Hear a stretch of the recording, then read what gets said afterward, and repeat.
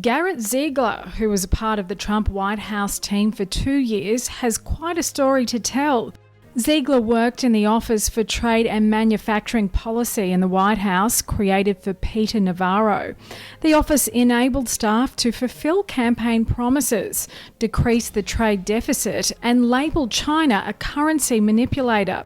They aimed to bring to fruition all the promises Trump had made during his campaign before 2016.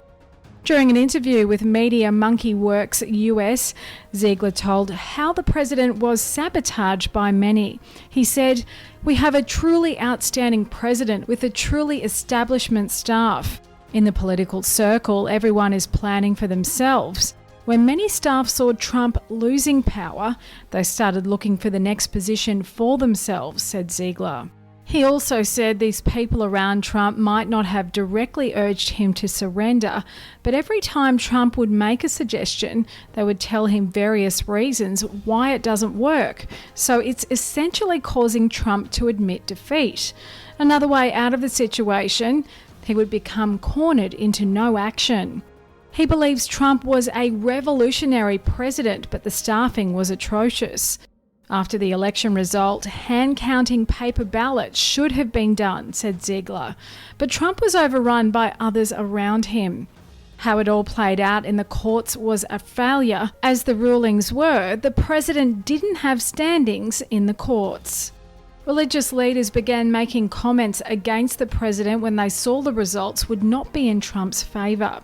Ziegler confided that the establishment arranged 80% of the people around President Trump, creating barriers and layers around him, making it very difficult to get the truth to him. "It's not just as simple as having a great idea and then getting it to the president," he said. "It was a mission just to get the truth to him." After the November 3rd election results, Ziegler pleaded with officials to go hand count ballots. However, they blocked him. Sidney Powell was kept out of the White House and also stopped from getting vital information regarding the election to the president, said Ziegler. However, he managed to get her through the barriers. The mainstream media was in on the election process. Every single media was in on this, said Ziegler. The Epoch Times was the only big media that was not caving into the press propaganda. The impeachment trial going on now is aimed at preventing Donald Trump from ever running for office again. Ziegler lamented this world is a tragic and sinful place where many people have economic or other benefits in the existing system. The election for Donald Trump was conducted unconstitutionally. Mark Milley is chairman of the Joint Chiefs of Staff, and Ziegler says there has been nothing to suggest that Milley will defy Biden and uphold the Constitution. "A left-wing military is going to be very scary," says Ziegler, "and free speech will be a thing of the past.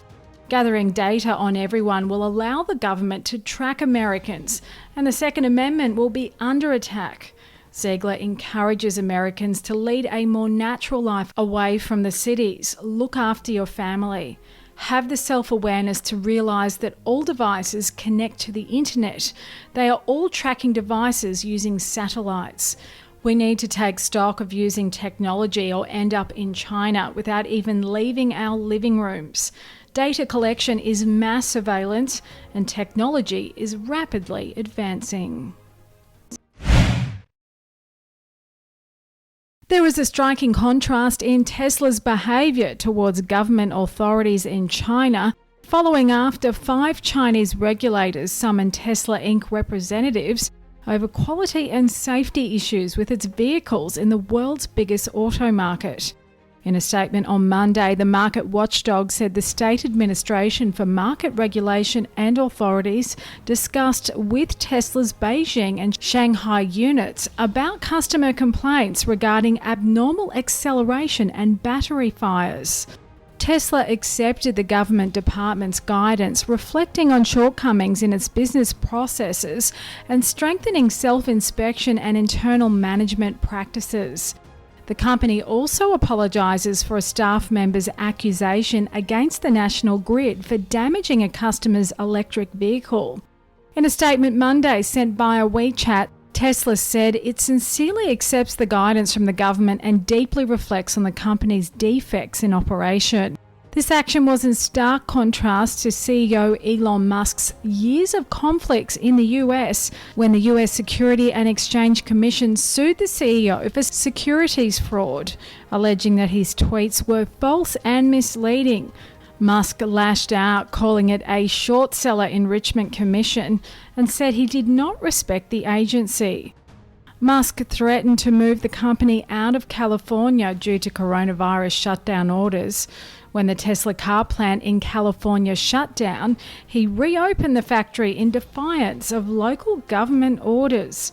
The change in Tesla's policy relates to more revenue generated outside the US for the first time last year. Opening its factory on the outskirts of Shanghai has helped increase its sales in the country. According to the China Passenger Car Association, Tesla ranks third in electric vehicle sales after selling 15,484 vehicles in China last month. The PCA Secretary General on Monday said that Tesla is involved in producing more of its Model Y. It expects to have tremendous sales growth in China next month.